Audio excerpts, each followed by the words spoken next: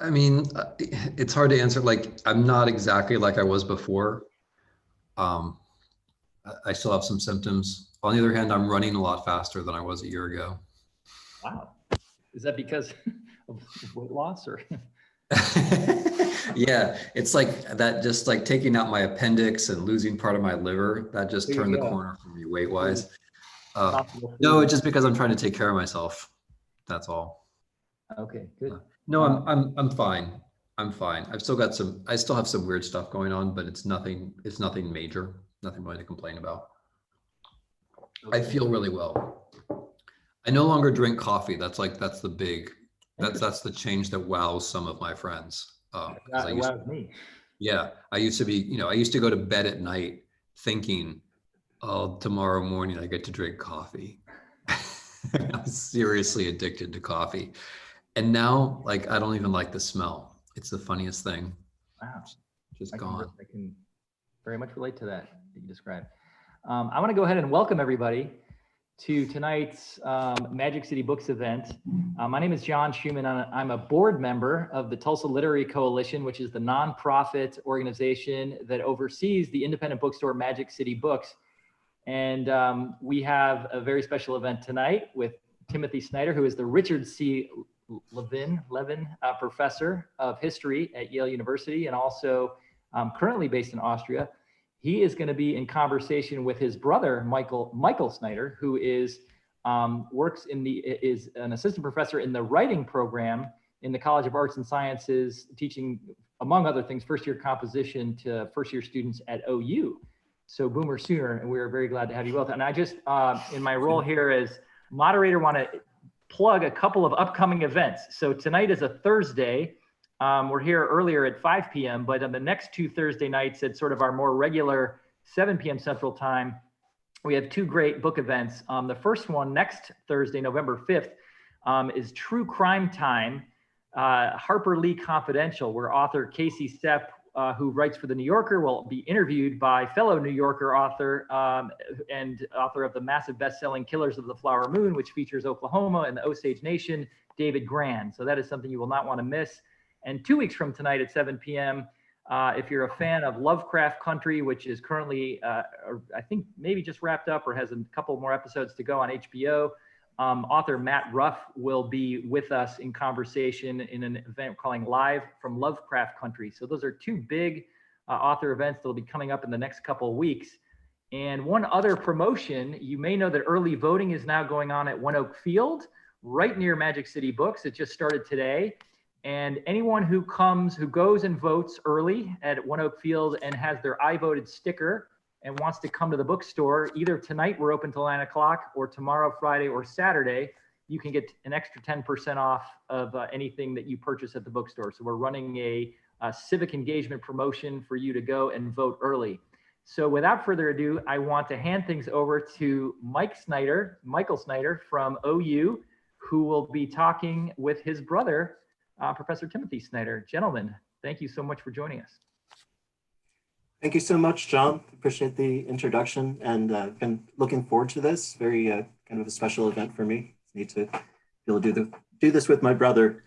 So we grew up in the 80s and 90s, and listening to a lot of music. So I thought I'd start off. I was thinking about theme songs for this event, and maybe a good one, with the distance to Austria is 24 Hours from Tulsa, the old Gene Pitney classic. So that's my theme song. Tim, do you have any ideas for a theme song on your end? No, there was always, music was always your strong suit. You were always years ahead of everybody else. I think you discovered single-handedly The Fix and Naked Eyes, and I think REM probably owes a lot to you as well. But so you're always way ahead of everybody else on music tastes. The older kids always like the things later that you liked, and you're way ahead of me with this question. When I was really sick, I would hear like classical music in my head sometimes. I'd hear like Yo-Yo Ma playing cello, but I don't think that adds up to a theme song. Okay, well, yeah, you're in the capital of classical music over there, so a lot to appreciate. But I remember when I visited you, there was an artist who devoted most of his time to portraiture of Falco, pop star. Talking about Vienna Calling a little bit today. So, Okay, so that was the correct answer. All right, thank you for yes, yes. I was seeing if you could read my mind. Moving on to your new book, I imagine that a lot of people who might be tuning in are familiar with On Tyranny, and they may know Bloodlands or other previous works of history that you've done. But this new book, it's kind of a different subject for you, Our Malady. Could you just talk about the book for a minute, and why did you decide to write a book about healthcare, which was kind of a new area for you? Yeah, so I mean, as you say, I'm a historian, and one way or another, the things I've been working on or thinking about for the last quarter century or so have to do with freedom. Usually the absence thereof, usually the most radical form of the absence thereof. So people being starved or shot or gassed to death. I've written a lot about political atrocity. And On Tyranny was a kind of response to the present moment. Of course, I mean, my little book about 20 lessons from the 20th century was an attempt to kind of translate what I thought I understood about history into practical lessons for action in the US, which then people ended up reading around the world, which has been great. But I was trying to write a kind of philosophical book about freedom when I got sick. So that's a juxtaposition here. I was even as I was getting really sick, I thought I was finishing this book about freedom, which is a strange feeling because like I was so intensely involved in finishing this book that helped me to ignore how much pain that I was in, which I think is only a feeling like that only like another crazy writer would understand. But that matters though, because then I was actually already thinking about health and freedom a little bit when I got really sick, which was late last year. And when I was really sick, I then got to thinking about the connections between health and freedom. I mean, freedom was on my mind. Like I have texts on my phone from the last couple of nights of December 2019, where I'm texting myself ideas about my freedom book, because I couldn't read my own handwriting. I was also keeping a diary, but I couldn't read my own handwriting, and so I thought I should maybe text some of these things to myself. And the experience of almost dying. You know, we can talk about how it got there. It should have never got there, but the experience of almost dying confirmed in my mind that health and freedom have something to do with one another. Like when you can't talk, you know, you don't have freedom of speech, and when you can't move, you don't have freedom of assembly, and when you got a liver bag tied to you, and you know you're not sure you're going to be around for much longer, then the whole notion of freedom starts to become meaningless. And so I started thinking from there about, you know, positively, like, if losing health means losing freedom, wouldn't gaining health also mean gaining freedom? And then thinking from there, like on the basis of my own hospital experience, which was pretty disastrous, what do other people go through in American hospitals? Like, why is inequality so rampant here? Why are we not treated right? Why are decisions made on the basis of money instead of on the basis of health? So I started thinking through like how my own experience might be representative of something bigger. And that got me to the idea that, you know, if you could improve health politically, you would also be improving health freedom politically. So the point of the book is that health and freedom can go together, and not just as like the story of a life, but also as the story of America. So that's where I'm going with the book. One thing I noticed in reading the book was that your style had, for me, kind of reached a new level where it was more poetic, perhaps more lyrical. And I had wondered if that was something that you were doing intentionally or something that happened as a result of these experiences. How hard were you trying to write? That's a great way to put it. I mean, Mike, you write books. You know, you've written 2 books in like the last couple years. I mean, you know that style is not something that you can just turn on or off, right? Like it's not like hitting a key on a keyboard. It's not. I think it's a result of the circumstances. I mean, I'm really glad that you think the style is good. It's the only style I had at the time, and I think it came from a couple of places. One was the intimacy of the situation. So, I mean, this is a book in which I recount what it's like to be very sick, and I recount what it's like to almost die, and I recount what was going through my mind at the time, not just my emotions of, you know, not just the emotions, but the visions, the pictures, the kinds of memories that came back to me. I talk about all of that. So it's very intimate. And when you're being very intimate, you kind of have to be truthful or else you're not really doing it, right? And that way it was kind of cheating stylistically, because the things that I was describing the things that happened inside me, I was describing exactly the way that they happened. But the other way it was intimate is that this was a book which has to do with my family and has to do with some close friends, in the sense that they were the people who were around me, and they were the ones who also encouraged me to write. Like a couple of my friends, in a parking lot when I was masked up getting groceries, told me I should write this book, and then stayed close to me while I was writing it. And so it was like it was something that was like, it was surrounded by, like, on the one side by a lot of love, but on the other side by my own feeling that I wasn't sure I could do this again. So it was also like, when I say it was the only style I had, it was actually the only style I had. Like, this is what I had. And I didn't know I had anything. And those weeks in April, when I went back to work and started writing this book, I was also trying to prove to myself that I was still alive, that I was still me, that I was still me. I don't know how else to express it. And so that, that meant that I wrote in this kind of totally absorbed and an almost feverish way. And, the whole book I wrote in a couple of weeks, and then my friends helped me with it. But, it came out very quickly. But it's a style that I could never do it again, because I'll never be in that moment again. The book came out of a moment. Yes. Wow. That's powerful. It's a very deep motivation to write out of, and yeah, it came out so well. Let's see. Well, I'm going to move into the subject matter a little bit. One area that you get into is that of doctors, and that they're kind of constrained in various ways. And one way is technology, and I have another question related to that. But you recommend giving doctors more autonomy as a way to improve the healthcare system, raising the question of authority, and how much authority do doctors have? Who has the true authority when we talk about the healthcare system? And also, there's the image of the traditional family doctor that we cherish. We've known, you write about, Leah, right? That we know that, family friend who had a small practice. And so this raises a question, is this kind of an old-fashioned notion? Can we return to this idea of kind of this humanistic doctor, warm-hearted doctor? So what can we do about this? Yeah. So, I mean, I'm going to start by telling a little bit more of the story of the book, because the reason why I think we should put doctors in charge, and I'm going to say this with love to all the doctors who are listening, is not that I think doctors are also wonderful, right? Some of them are wonderful, some of them are not wonderful, just like some teachers of English are wonderful and some are not wonderful, and some bookstore owners are wonderful. Actually, all bookstores, scratch that, all bookstore owners are wonderful. But the point is not that doctors are better than anyone else. The point is that, because the book starts out with doctors making a whole lot of mistakes. I feel like I have to foreground this, because it's what I think makes the recommendation interesting.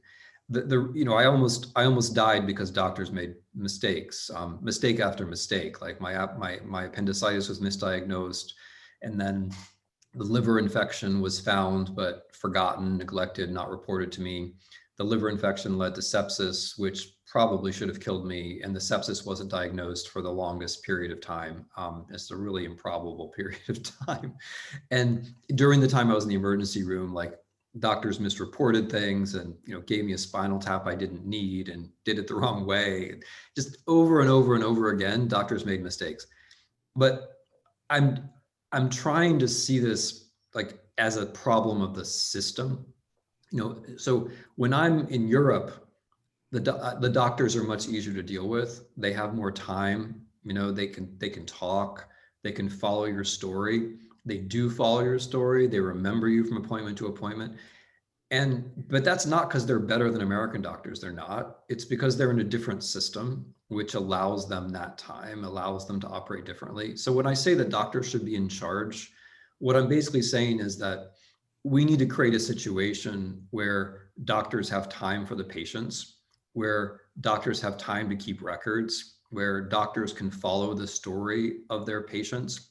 Because that's what medicine is largely about. It's largely about following a story. And one of the reasons that things went so wrong with me is that, and I think this is a general problem, is that doctors and nurses are constantly taking snapshots but the snapshots are never put together into an album where you can follow the story. It just never happens. And people ask you over and over and over again what happens to you, what's just happened to you, and you have like 15 seconds here and 10 seconds here and 30 seconds here. And I found myself like this big complicated series of things happened to me, like involving several organs and involving, losing feeling in my hands and feet. A whole bunch of things happened to me, all kinds of symptoms. And I found myself practicing trying to explain it in 20 seconds because I knew that was about what I was going to have. That like 10 people were going to ask me to explain this in like 20 seconds or less. And so I had to like get my elevator version down. So where I'm going is that doctors in the US, they would be better if we treated them better. And by we, I don't mean patients. By we, I mean the whole system. So doctors are expected to treat patients in very, very short intervals of time because that's what's most profitable. Doctors can't keep records in a reasonable way because their record keeping is all about charging as opposed to actually recording what mattered for the patient and the patient's treatment. And maybe above all, doctors don't get to make the decisions about how hospitals are run. I mean, it's sad, but basically doctors are becoming just employees. And the whole American medical system is run on this kind of scam where we think doctors have authority and they act like they have authority, and they have to act like they have authority because only when they act like they have authority are they attractive to bring us into the hospitals. Like if we could see somehow how little authority they have inside the system, I think we would be terrified, and then the whole system would break down. So what I'm trying, I do think the idea of a family doctor makes sense. Another financial part of this is that doctors go into terrific debt, and then they have to go into specialties. And so instead of doing pediatrics and geriatrics and internal medicine, like the things that matter the most, they do the things with which they can pay off their debts faster. So that also has to be restructured. So all of this has to be changed in such a way that doctors can follow the story of their patients. And that does mean like being able to go and see a doctor, having doctors around you. And this involves a whole lot of rethinking. And I think the way to rethink it, in the book, I have these general lessons. And one of them, as you said, is put doctors in charge. But the basic one is to think of health as a human right. And then to start thinking out from there, as opposed to our bodies are commodities, which is basically where we are right now. Yes. Health is a human right, and healthcare as a humanistic endeavor. And I mean, you're at the Institute for the Humanities there in Vienna, and I'm just thinking about how do we make healthcare more humanistic? And part of what you write about is that often when we see a doctor, they don't spend that much time actually looking at our face or our bodies. They're kind of looking at a screen and talking to us, but they're mostly often entering things or checking boxes on a screen. This makes one think about the future, and as artificial intelligence accelerates and becomes more proficient, are we moving toward a kind of AI-dominated healthcare scenario? And how do we become bigger than the system that we've created technologically? Yeah. So I'm, to sort of cut to the chase, I'm basically a techno pessimist and not a techno optimist. It's more fun to be a techno optimist. You probably sell more books, but I'm a techno pessimist, especially on these particular questions. And it flows from the last question, because when doctors and nurses are following protocols, which is what they're often doing, when they're looking at screens, they're being, they're receiving algorithmically driven protocols. So, female patient, age 47, XYZ, therefore PDQ. And the problem with those protocols is that we don't know whence they came and what they're actually judging, and whether they're deciding on the basis of a medical or on the basis of a financial ground. So for example, the protocols in the US that decide when a woman should give birth, when labor should be induced, I don't believe at all that those have to do with the health of the woman. Or the protocols for when someone can be I almost said expelled, released from a hospital. I don't think that those have to do with the health of the patient. And the thing is, you can't discuss with a protocol. And so when you're faced, I almost said face to face, but the problem is you're not face to face. When you're faced with a doctor or a nurse who's looking at a screen, It's like you're struggling. You're in a competition. You know, it's a little bit like your kid has a phone, right? You're in this struggle for attention. And the protocol is very good at getting the attention. The screen is very good at getting attention because it's very satisfying to check that box. You know, it's very satisfying to move down the screen and to feel like you've actually done work when you've cleared the screen. And doctors and nurses are drawn into this just like everybody else is drawn into this. And so it has this sinister outcome that I think bad decisions are made, and decisions are made on grounds that we cannot see. But also it has the equally sinister outcome that doctors and nurses lose, as you say, they lose the habit of eye contact. They lose the habit of body contact. I mean, I communicate for a living. I like to think I'm okay at it. And I find myself sometimes like actually lecturing doctors and nurses about this, like that when they walk into the room, and this is something they used to know, you know, the first thing they should be doing is making eye contact with the patient, and that they shouldn't be looking at anything else until they've actually gone up and down the patient's body and like gone through their own human protocol of what they're supposed to be looking for, that they should not let their eyes move over to that screen or anything else until they've done that. And doctors used to do that, and the good doctors still do it, but many of them now are drifting to the screen. You know, I was in the hospital for a long time, and so I would watch doctors do their rounds, and the doctors would sometimes like they would do their rounds with their phone, right? And like that's not doing your rounds, and like you're not looking at the patient. And also like the young doctors who are following you, what are they learning from you when you're staring at your phone? They're not learning from you at all because you're not communicating with them either. So there's a lot that's being lost. And I mean, you know, I think I'm only one person, but I think this experience is pretty widely shared. There's a lot that's been lost with eye contact and with looking at the body and with the willingness to touch the body. There's a lot that's been lost there. And as a young generation comes up and doesn't learn these things, you know, when they're in their 20s, I worry that they're never going to get them back. You know, that as you say, it's going to be progressively protocolized and algorithmized, and this is just going to seem normal. And that, you know, not to sound too dreadfully pessimistic about it, but the machines don't care. they don't care, you know, they don't care whether we live or die. They don't care whether we're healthy or whether we thrive. You know, they're instruments, and most of what they do is invisible to us. And there is something basic about a human dealing with another human that a machine can only distract from. Good. Yeah, thank you. I want to shift from technology to issues of privilege and class and race, which you touch upon in our Malady. One is that, I mean, you are a tenured Yale professor, a white male. I mean, arguably you have all kinds of privileges that, you know, should give you good health care, and yet you almost died, you know, at least once, maybe, you know, more than once. And then this raises questions too of how people of different backgrounds are perceived. You, in the book you write about, you went to a hospital with a friend who was an African-American woman and a doctor, and yet she wasn't really given regard as, you know, a person with that professional level. So I know that's a lot but I wonder if you could speak about privilege and race, especially kind of, you know, since our vacation and, you know, since Christmas and all the travails you've gone through since then. We've had, you know, Breonna Taylor and George Floyd and all the protests. So there's been a lot of, you know, kind of shifting in the national consciousness on these issues. And it seemed like your book was germane to a lot of those as I read it. So I'm going to talk about privilege for a second, and then I'm going to talk about race. You're right. Like, and this is kind of the problem, that even if you're pretty high up in the pecking order itself is very low.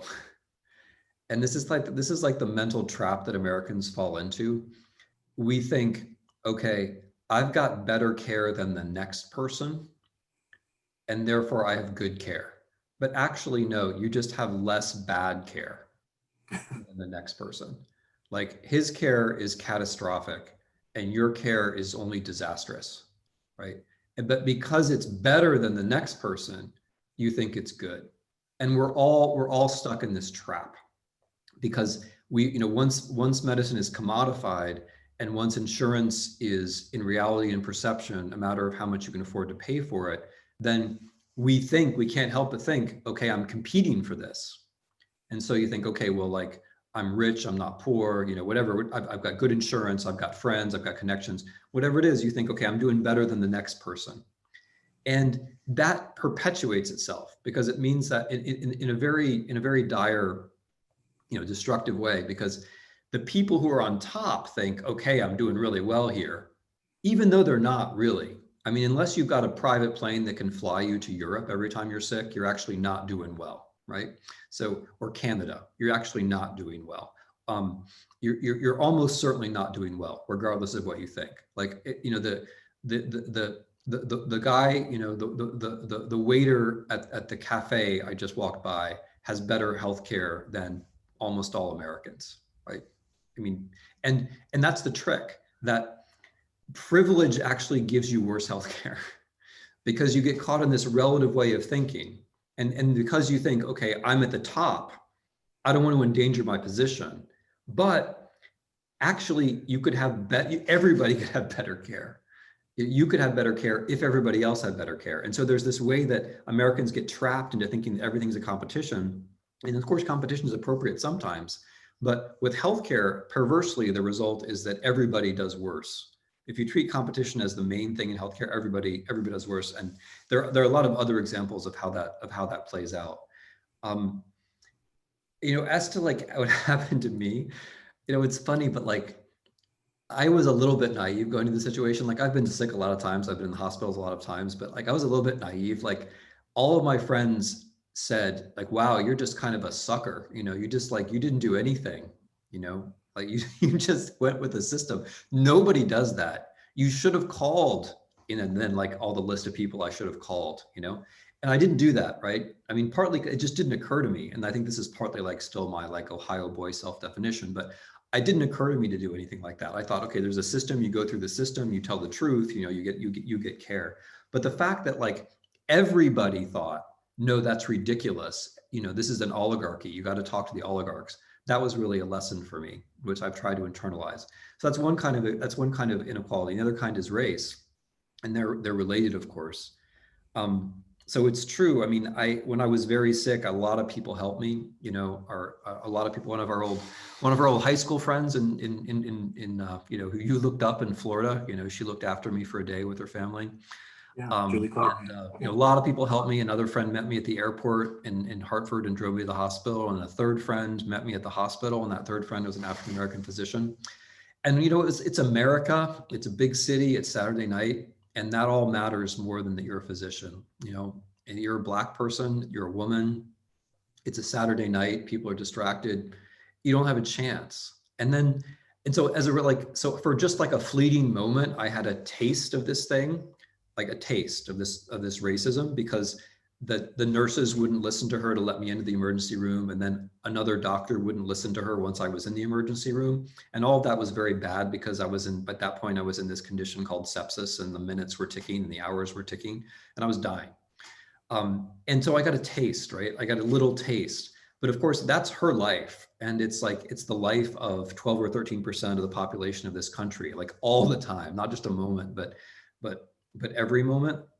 And this hooks into like why we all do so badly, you know, because a lot of the way that racism manifests in this country is we say, well, we can't have public health, we can't have healthcare, we can't have the welfare state because we can't give it to the Black people, you know, they'll just abuse it. And if you have that idea, you're just denying yourself, you know, you're taking away from yourself and your own family, like the things that everybody should really have. And I do think Black Lives Matter is connected to all of this. I mean, Black Lives Matter, of course, is precipitated by you know, these murders of African Americans. But I think underneath it, you know, there's also the fact that coronavirus was just American healthcare, but more so, you know, that if people were dying, but Black people adjusted for age are dying at 3 or 4 times the rate that white people are dying. I think that's in the background there somewhere too, like that general consciousness. Right. Yeah. I mean, those numbers are pretty shocking, right? Those kind of rates. Yeah, and it was just your book raised so many of these issues in kind of a holistic way. You told your own story. Let's see. One thing that that you're kind of going back to technology for a moment with the kind of technology we have, and you were at some hospitals that have very good reputations.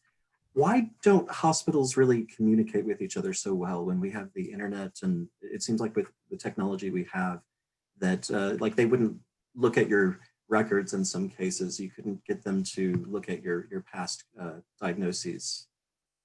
Yeah, I mean, these are all things where I didn't understand them at all at the time. And insofar as I understand them now, it's basically because nurses and doctors have confided in me, during the process and after the process. Or not even confided, it's not like they were trying to keep it a secret, but these are all things that emerged and which I wouldn't have understood.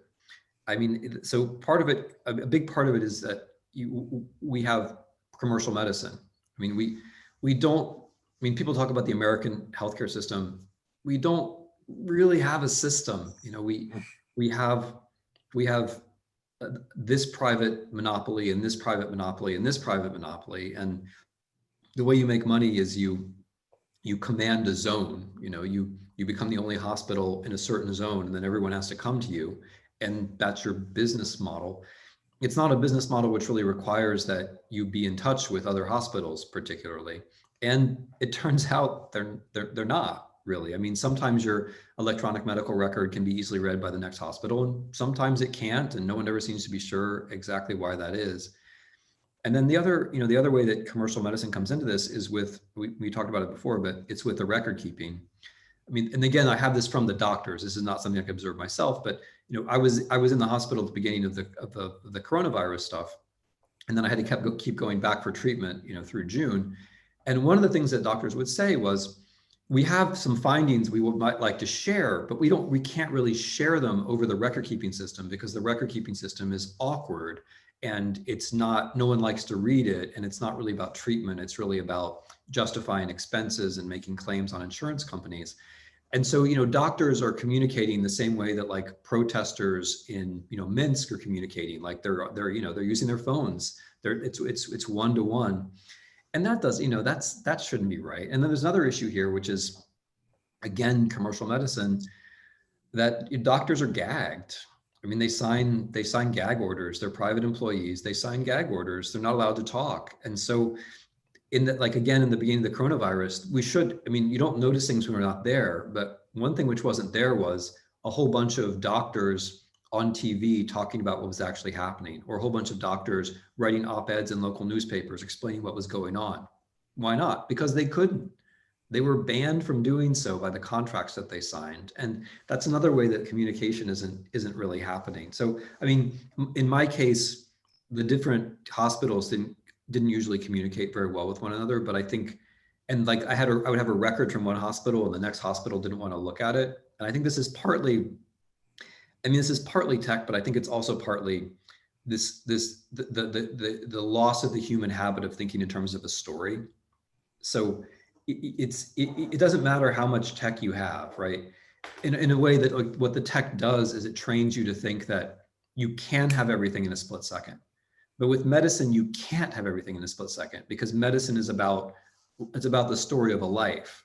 And so you need to see the pattern, you need to see how things develop over time.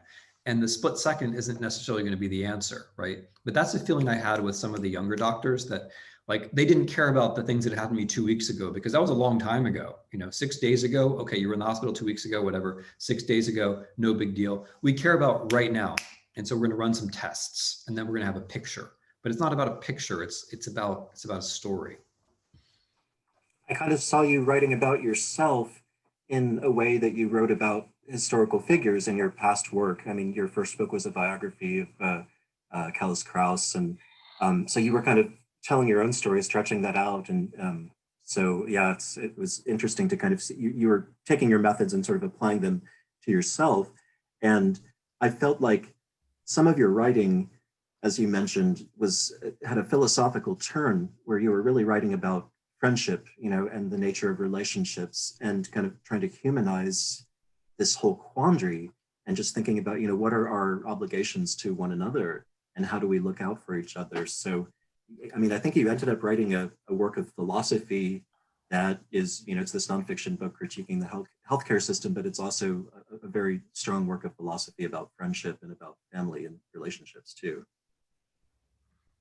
Thanks, Mike. Thanks for saying that. I mean, for me, as a historian, one thing I would add is that it also had to do with the primary sources. So when I was really sick, I had with me like 3 Yale exam booklets, like the little blue books that the students write their exams on. And I didn't have my proper diary because I was afraid I was gonna, you know, I didn't have it on vacation.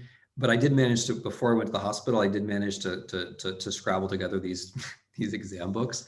And so I was keeping a diary in the hospital, and it was like incoherent, and like sometimes it was incoherent, and like it has like, it's stained, you know, like quite with dramatic things, it's stained. But I did write down what I was thinking and what I could remember, and like the flashes of images that I had, I would try to describe them or even draw pictures of them.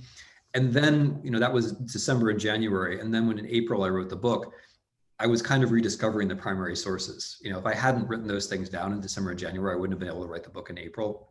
And you think you remember things, but you know, the sources are so important. Not just me as a historian saying that.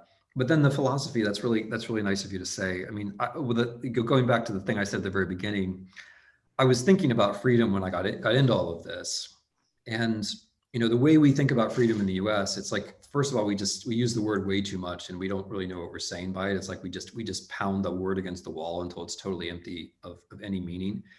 And I think like the irony is we talk about it a lot, but we don't mean very much by it. You know, we mean like freedom means I have the right to like express my emotion right now. And maybe, you know, I have the right to maybe make you listen to it or something. But that's like such a narrow idea of freedom. And like we talk about freedom as applied to other things besides us.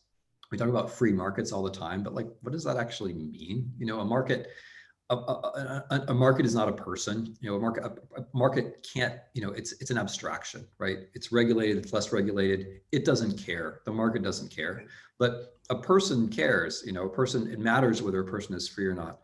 And so I got to thinking about, you know, what it means to be as free as possible, not just to not be unrestrained, right? Which is okay, it's important not to be restrained, but what does it mean to be free? Like to actually be able to develop all your possibilities. And you know, when you're sick and you can't move, you know, you're aware that freedom is about something more than the government, you know, than just not the government not oppressing you. Like it's about being able to move around, you know, mentally, physically, emotionally. And I was thinking also about how this is impossible without other people, right? So, I mean,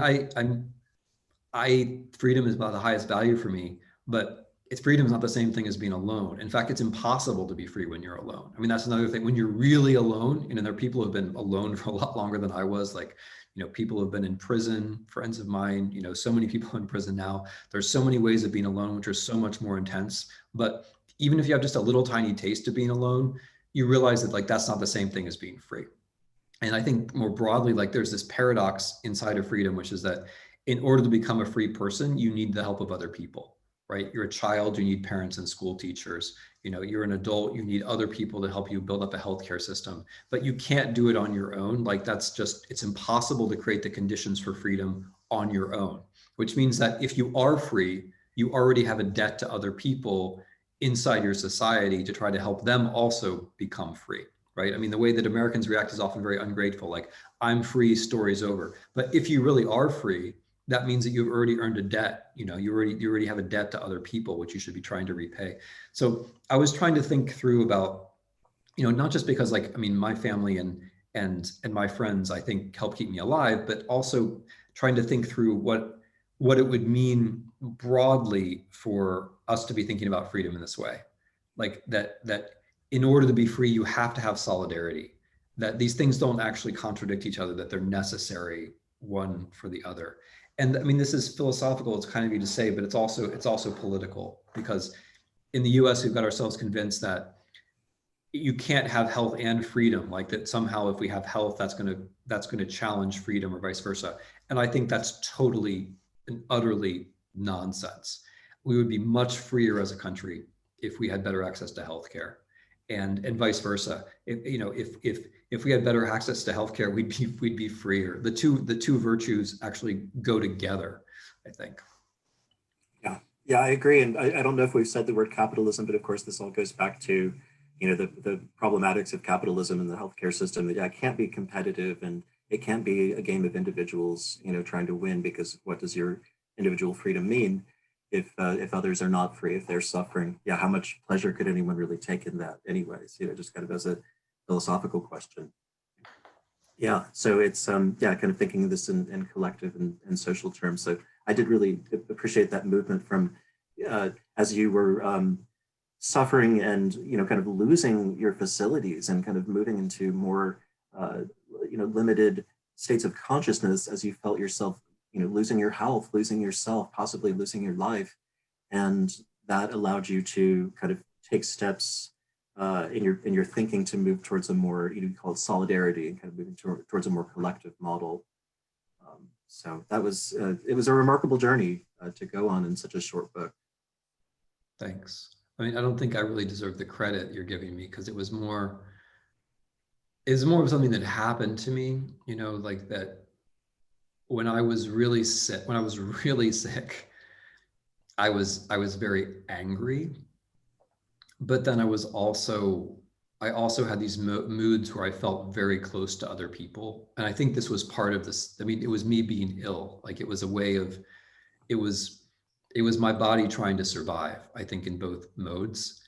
And so I wasn't really, like, later I thought about it, Mike, like I had this mood of rage and I had this mood of empathy, and I thought about them later, and I associated them with freedom, with solitude and solidarity. And I started thinking towards how solitude and solidarity have to work together. Each is okay, but they have to work together.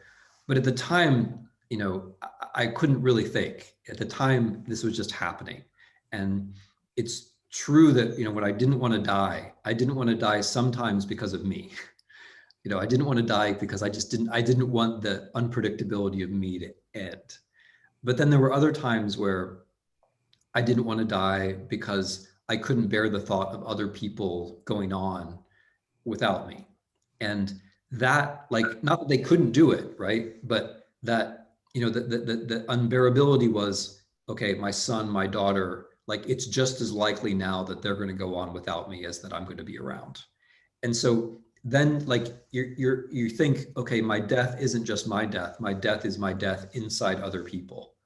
And then you think that means my life is also my life inside other people. And that's always true. I mean, whatever we do, that's always true. And once you get that far, then you've made a move which you can't maybe retract later on. Once you see that that's true, that all of the things you're doing keep on living inside other people, then you're in a different mode. You can't then withdraw and say it's all about me, because it never really is. And when you're really sick, you experience the truth of that. Thank you. Yeah, that's very powerful. I'm very moved. I'm glad you're still here with us, and it really, I think it speaks a lot of the will and willpower. I mean, you're great will. Your doctors said it might have killed you, or it should have killed you. That kind of language. But you had such a strong will. I mean, that has to be part of it to go on. Something like that, I think, is true, but it's like I was talking to one of the doctors, or was in email contact with a doctor in an important position, and she was talking about how it was an exchange about what happened to me in this hospital in New Haven, and she said, doctors can be heroes, and I wrote back and said, I know they can be, but they shouldn't have to be. And that's how I feel about what you just said too. I mean, God knows I did not want to die, and I certainly tried to will myself not to. But it shouldn't have come to that. It shouldn't have come to that for me. It shouldn't come to that for lots of other people who die of sepsis in the United States all the time. I mean, since I was ill of sepsis, I don't know how many, but countless people die so often of sepsis in the US and of other things that would be preventable if we were just a little bit better at diagnosing. So I appreciate it. I mean, I appreciate what you're saying about me as an individual, and it's kind. But I just, like, my broader point is that we shouldn't be tested like this. You know, we shouldn't have to be tested like this. It wasn't, I mean, that's like the tragedy of it. That was and historians like, that was the uncanniness of it. And I felt the uncanniness of it, like, even as I was trying to stay alive, the uncanniness of it was, this really shouldn't be happening. You know, it was a strange thing to be like you're fighting, but at the same time you're thinking, this fight shouldn't be happening. Like, this story shouldn't have been written. Like, this scenario should have never reached anybody's desk. You know, they're like, things shouldn't happen like this. And that I couldn't escape that feeling of uncanniness that, like, how could this have led to this, have led to this, have led to this? How could so many mistakes been made? You know, how is that possible? And like, it's funny because, like, when I even tried to tell the story, I mean, I think the only thing which is different I mean, I think the things that happen to me, unfortunately, happen all the time, as more honest doctors continually are telling me. The things that happen to me happen all the time. The only difference is that, like, I wrote some of them down and I could write about them later. But when I contemplate all of them, it just seems so uncanny. And then the problem is that this uncanniness is happening on the scale of the whole system. Like, the whole system shouldn't be happening. None of this should be happening. Like, American mothers shouldn't be dying at these rates. Like, we're the only developed country where babies are dying at higher rates year to year. You know, we're the only developed country where life expectancy has stagnated. You know, we're stuck in 2014. Other rich countries are not stuck in 2014. You know, all of this, like, and it's uncanny. It shouldn't be happening, and yet it is happening. And we Americans have, you know, come to take it as normal, and it's not normal. Like, it shouldn't be like this. The whole system shouldn't be based on, profit and pain. You know, it should be based on health and happiness. I agree, and I had the sense that your book was speaking for so many other people. I think it's probably time to shift to questions from the audience. Yeah, I'm going to chime back in here and thank you both for a really brilliant discussion. I mean, really just heartwarming to see two brothers. And I mean, I can see some of the emotion, feel it in terms of the sense of near loss and actual loss. I mean, there was lost time and lost, you know, there was much suffering in your story. I guess I wanted to throw out one question. We have a couple audience questions that I see, but I wanted to throw out one that you wrote about, and you've talked about sepsis. And I think for sort of our general audience, sepsis is this idea of overwhelming bacterial infection.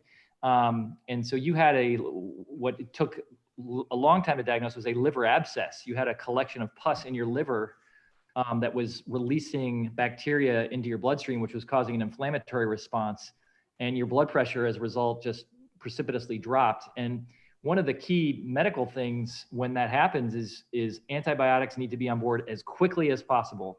And you even wrote about it because I think you've talked to many doctors or interviewed some, and what did they tell you? As soon as possible, 1 hour, you know, when you hit the door, and that did not happen in your case. There was a lot of deliberation. And I also wanted to say that the scene you painted in the emergency department was so evocative, with the nurses and the police officers, you know, chatting to one another about their shifts and various bureaucracy and everything. And I've lived in that emergency room. I've worked there. I've been a patient there. I've had family members there, and I've been on the other side of it as the student and the resident and the healthcare provider. And you did a beautiful job of painting it. But I guess, why did it take so long to get you antibiotics was the question. I mean, I think you've really already highlighted it, but I'll go ahead and ask anyway. Yeah, no, thanks for summarizing my case. I mean, one of the hard things in talking about this book is actually trying to get the medical details right. I mean, I think I pretty much understand them, but they just take a long time to tell.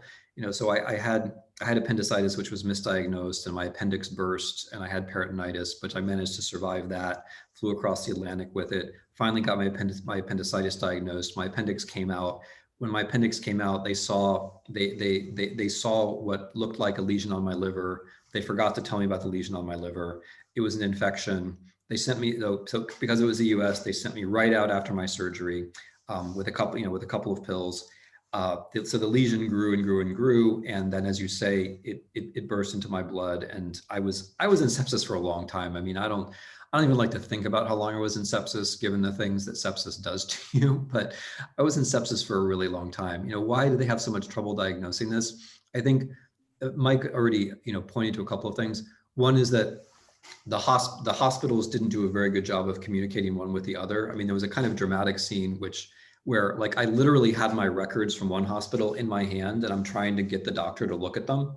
And I, because I'm not like I'm related to people who are in medicine, and I understand some of this stuff a little bit myself. And I had I had a printout. I had like circled some like findings on the printout that were suggestive of a liver infection. And I'm trying to get the doctor to take it, and the doctor refuses to take it, right? And this is partly like hospitals not really trusting other hospitals. I mean, what she said at the time was, we do things our own way, which like that could have been my epitaph, we do things our own way. But there's also what Mike drew out of me before, which is this business of a story. It was like they wanted to diagnose me on the basis of bang, like right then and there. And you can't really do that. I mean, there was an obvious story. The obvious story was I'd had surgery in that same hospital on my gut.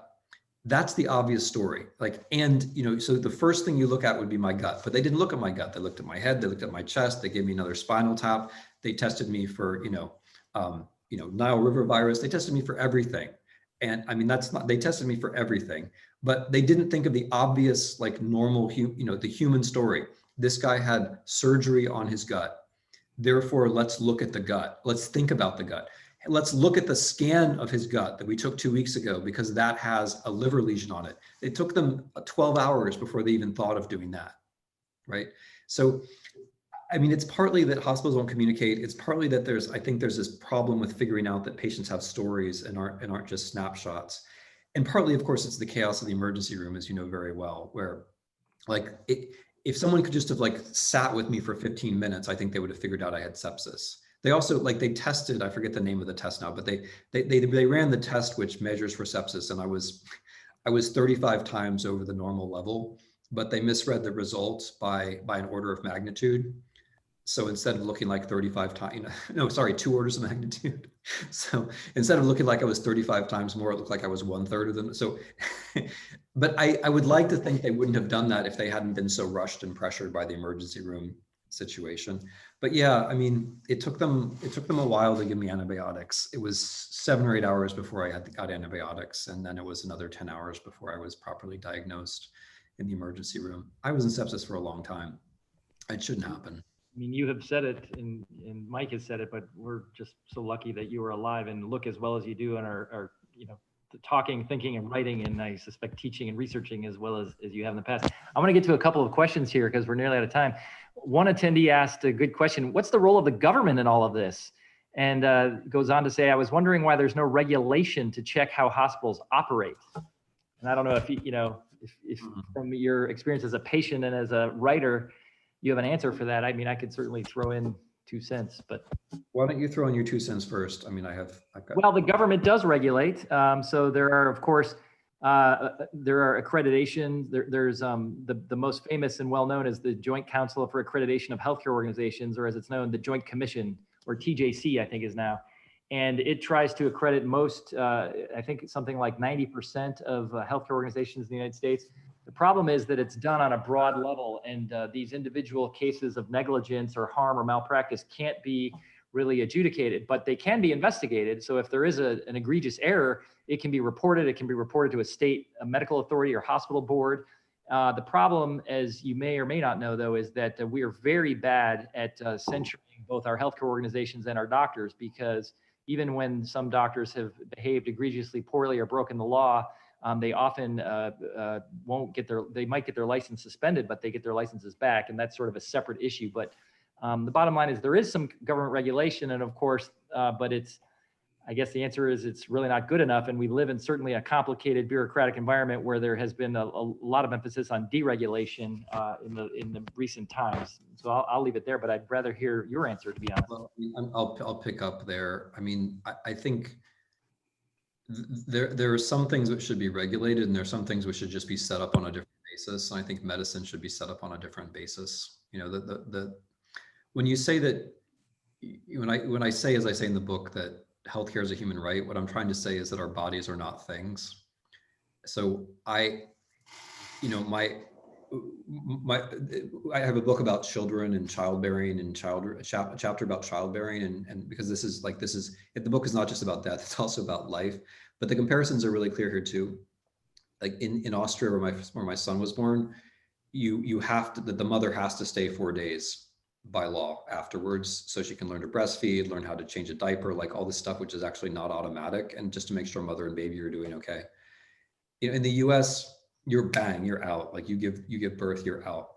And you can try to regulate that. You know, you can like insist that hospitals keep them for whatever, but that's not really the issue. You know, the issue is that since the hospitals run for profit, they want that bed again as quickly as possible. And that's the same, you know, when I had my appendix taken out in the US, I was kicked out right away. And like the liver lesion, they didn't notice it. They didn't tell me about it. They forgot to put it in the report. But if I'd stuck around the hospital for a couple of days, probably somebody would have noticed it in the record, and I would have probably been okay. Because if they just give me antibiotics at that point, I would have been fine.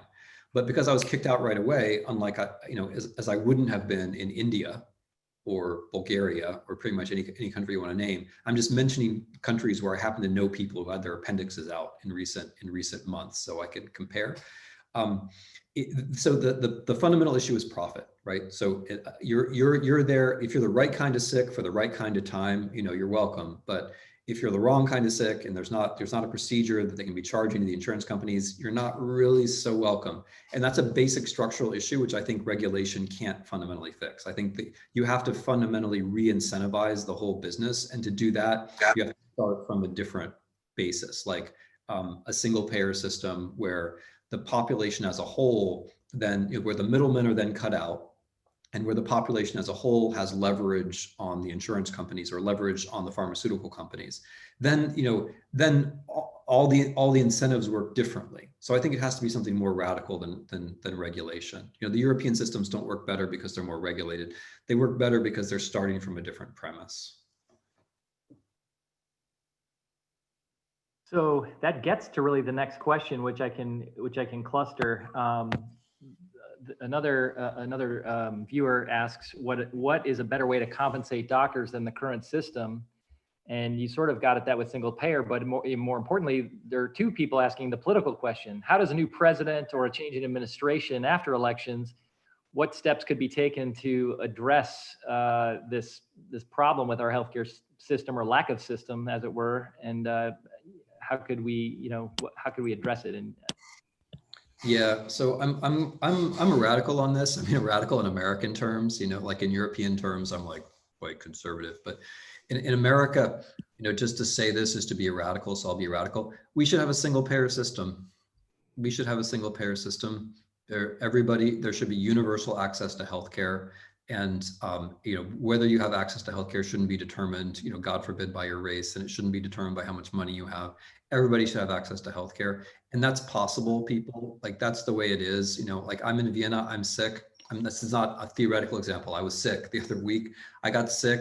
I called the doctor, came in and saw the doctor, got tested, no forms, no payments, nothing, right? And that's normal. That's normal. And when that's your norm, you really do feel a lot better. It's not just that you're more likely to get better treatment. You just feel better because you're not worried about what's going to happen if you get sick, because you know what's going to happen if you get sick. Somebody's going to take care of you. So, you know, we live in a very weird world in America, and that the weirdness has to be extracted. So we should have a single payer system. And, you know, the pandemic has made this clearer.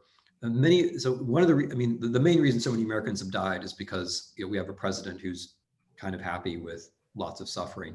But another reason why people have died is that a private medical system cannot really be prepared for a pandemic, because a pandemic is not a moment of profit. You know, they're organized on quarterly earnings, and a pandemic comes along, you know, every 6, 8, 10 years. You're not going to stock up on masks or ventilators or anything else. You can't do that because that doesn't make any sense in your quarterly report. You can't be prepared for something like this. And we weren't prepared. And all these other things that I talked about earlier, like the doctors being gagged and so on, all of that made the pandemic worse. So the pandemic should be an argument for restructuring the healthcare system. I mean, I appreciate that the Biden and Harris people are talking about an Affordable Care Act, which is expanded, but I really think we should go further than that. I think we should start from the premise that everyone should have care, not because of a job that they have or they don't have, but that everyone should have care, that it's a right. I mean, Mr. Biden actually tweeted healthcare is a human right. I think if you start from that, you then pretty quickly reason your way to universal healthcare. With compensating doctors, okay, my big thing here would be debt. I think if you know so many people in the U.S.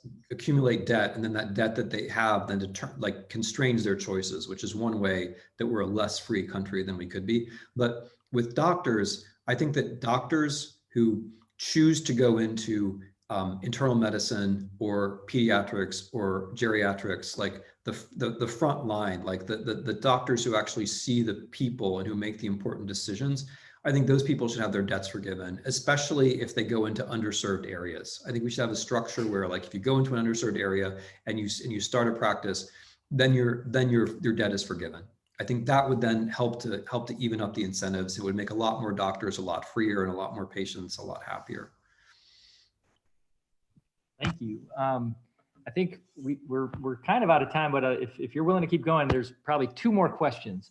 And this next one is really called on your skills as a historian. And the questioner says, I'm wondering, it references a book called Dying of Whiteness by Jonathan Metzl. I'm not familiar with the book. I wonder if you are. It addresses the small pie fear that is pervasive in the US. In other words, the sense, and you did allude to this, I would rather go without healthcare. I would rather go without, for example, healthcare, so that others, Black, brown, or poor people, don't get it. And the question is, in your opinion, has this type of thinking been around for a long time, or is it more recent? And why do Americans believe that everyone isn't entitled to healthcare? How did Americans get there? Yeah, I mean, that's a good question for an American historian. And, you know, I'm an American historian, but I'm not an American historian. But I do know the Jonathan Metzl book. I think it's very impressive. I think he does very impressive work. People who want a taste of it can read his article in the Boston Review, which introduces his argument. But it's a good book. It's an important book, and it's a sad book, because what it demonstrates is just that proposition, namely that there are enough white people in the U.S. who are willing to suffer in order to have the pleasure that other people are suffering more. There are enough people like that basically attempts to change the welfare system or the healthcare system gets stopped. And that's unfortunately just true. I mean, in the book, I talk about a politics of pain and how, you know, you get pain, people start to think it's normal to have pain in the system, which, you know, it's not normal. Like, this pain shouldn't be there. There are too many Americans literally in too much physical pain all the time. It shouldn't be like this. But once the pain is there, and also the anxiety and the fear, then that can be turned in different directions. You know, like a clever politician like Mr. Trump can turn that in different directions, away from the obvious solution, which is to have better healthcare, and towards other ideas like excluding other people. But I mean, to answer the question, it goes back to slavery, of course. It goes back to slavery because, you know, in the American hierarchy of the South, you have some white people who own the land and most of the slaves. You have more white people who don't own slaves or own just a few, who don't own land or own just a little bit of land. And the way the social structure works is that you, as a white person, can imagine that you're doing as well as the rich white people because of the color of your skin. And then the rich white people politically abuse you by telling you you don't need the things that you actually need. And you agree, you say, oh, I don't need those things because I'm white. And we're still there. We're still there. We still have people who say, like, you know, because there are two racial aspects to this. The one racial aspect is you say, we can't have the welfare state because those Black people will abuse it. And then the other side is people say, you don't need it because you're white, you're on the frontier, you're tough, you're hardened, you're an individualist, you're an outdoorsman, yada, yada, yada. And of course, that's rich white people abusing less rich white people with an argument they know is totally false, from a totally false position. I mean, the Republican politicians who make that argument, they have their own healthcare supplied by the state. They have the very thing which they're telling you that you don't need. They have it, and they're telling you that you don't need it. But that's where it comes from. I mean, that less well-off white people are willing to suffer to feel like they're somehow together with the richer white people who are abusing them. That only makes sense with the backdrop of the Black people, the slaves, or the people who are really who are really at the short end of this, who bear the brunt of this. And the tragic thing is, the only way for the white people to do better is to let the Black people do better. Like if you let the Black people do better, then the white people are also going to do better. Everyone's going to do better. But instead, you get this terrible American syndrome where you're happy because your situation is less bad. It's bad, but it's less bad than the other person's. And that's not the pursuit of happiness. That's not the pursuit of happiness. That's the manipulation of pain. And if freedom is about the pursuit of happiness, if you find that what you're doing in life is trying to make sure that you're suffering less than somebody else is suffering, then that's not a free country. Okay, last question for tonight. I was struck by so many things in your story, but particularly by the fact that you were literally circling your own printout about the liver abscess, or the liver, what we might call a ditzel, something on your scan, and literally trying to hand it to the doctors in New Haven to say, hey, I'm calling this to your attention. And one thing I've learned from very wise physicians is when the patient is literally telling you what the disease process is, listen to them. And that the other caveat is 90% of the story of illness is just that, in the history. And you're a professor of history, you're a professor of composition and English and the language. I actually, as an undergraduate, was a history major, so I very much value that. One of our audience members asks, what is some advice you would give very specifically here to a second-year medical student? But let's just broaden it and say, our medical students are in many ways our hope for the future of this very difficult system. And I applaud you and appreciate you so much for, even though you admitted, just very justifiably so, to a lot of anger about the way that you were treated or ignored, frankly, in the medical system, you seem to harbor no ill will against individual physicians, but talk about the system. But so what is some perhaps practical or some wise advice you could offer to our medical trainees? So, let's take seriously some of the things that all three of us have suggested along the way, namely that the job of a physician is largely a communications job. So if it's true that patients have a story, then you have to be able to listen to that story, and you have to be able to elicit that story. And I think the feeling that doctors, the sense that doctors have of their own status often has to do with their belief that they have specialized knowledge or they have access to specialized tools. And of course that's important, but it's less important most times than the ability to just figure out what's going on. And the ability to figure out what's going on is not so dissimilar, I don't think, across disciplines. I think, a clever police detective and a clever historian and a clever journalist and a clever doctor probably have a lot in common in terms of the methods that they use to try to figure out what's going on from a few quick conversations. So I guess the first thing I would say is that I think medical students should recognize that their job is a communications job. And so if they're not getting better at communication while they're in medical school, then something is going wrong. And this is also a recommendation for medical schools. Like, there are some medical schools who make sure that their students take courses in literature or art for precisely this reason, to learn how to look and to learn how to listen, and to think of their job as also a humanities job, which it is. It's a humanities job. We in the humanities are constantly getting kicked down, but the thing that we do in the humanities is that we try to help. We try to help in this job of humans understanding other humans. And we're kicked down because the idea is that no, the machines can do all that, but they can't do it. So so you have to become a communicator. You have to think about being a communicator, and being a communicator involves being able to, three things. It involves, first of all, making contact. So when doctors walk into the room, one of the first things I notice is, are they making eye contact or not? If they don't make eye contact right away, you can basically forget it, because they're not going to learn anything from you. They're not. You can do your best as a patient, and I always do, but if they don't make eye contact in the beginning, it's pretty much over. The second thing that the communication involves is the ability to sustain attention.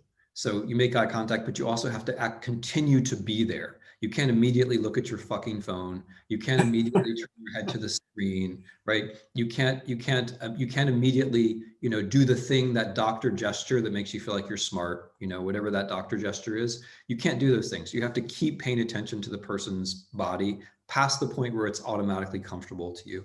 And then the third thing you have to be able to do is you have to be able to really listen, which means that it's very simple, but like when the other person's mouth is moving, like take in what they're saying. I mean, doctors are really different about this, and some are great, but there are other doctors that when I'm talking, I can tell that their mind is elsewhere. And when I was very sick, this is a very frustrating experience to go through. So those are pretty basic things, but I think the main one is think about yourself as a communicator, because it's going to make you a much better doctor. Like people are going to think you're a genius, basically, if you can actually talk to the patient and listen to the patient.